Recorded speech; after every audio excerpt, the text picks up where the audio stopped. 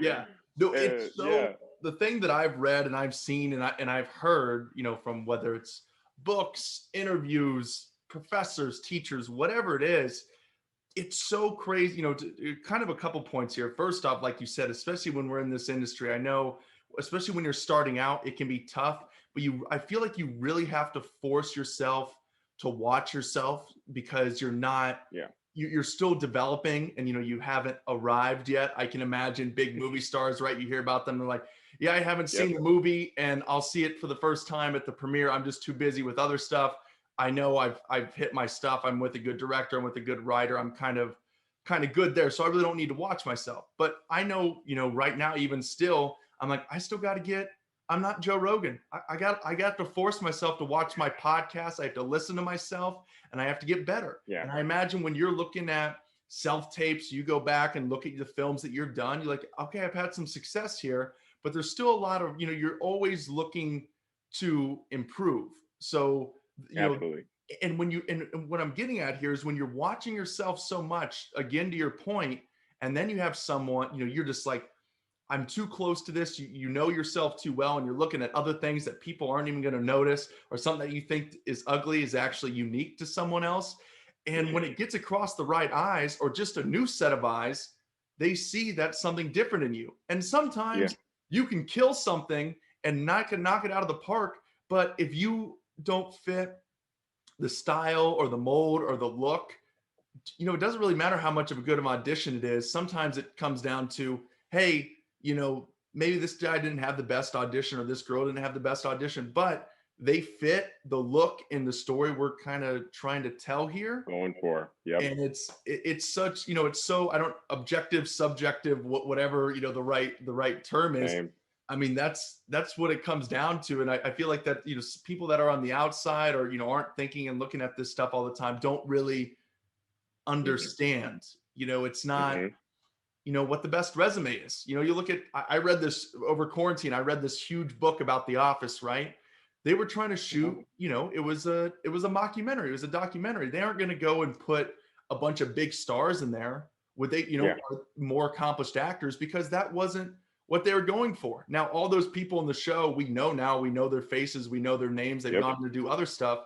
But at the time they were nobodies. Will Yep. Smith, we would feel a lot different about, pretty much no name Steve Carell versus Will Smith, ginormous movie star. If, someone like him was Michael Scott, right? That's right. Yeah. Absolutely.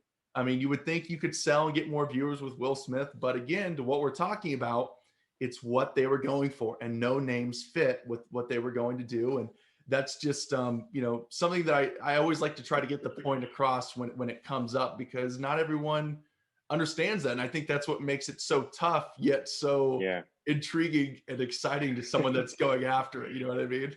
It's true. It's true. Because I mean, this industry is very, very much in your control, but so out of your control that like people people don't like that. Where they're like, well, how are you doing it, man? Like, Yeah. what are you doing? Like, I'm just I'm here. Yeah. I'm doing it, and I'm waiting. And uh, I always tell people, like, to your homage there, that I wouldn't just walk into an Apple store and say, I'm the CEO now. You know, Yeah. it doesn't work that way. No job works that way. So why is acting any different? You can't just walk onto a film set and say, I am the star, and expect everyone to be like, yeah, okay, that makes sense. You've got to work for it, right? Right. You got to start at the bottom, just like everybody else. And it's a lot of hard work, a lot of heartbreak, to be honest.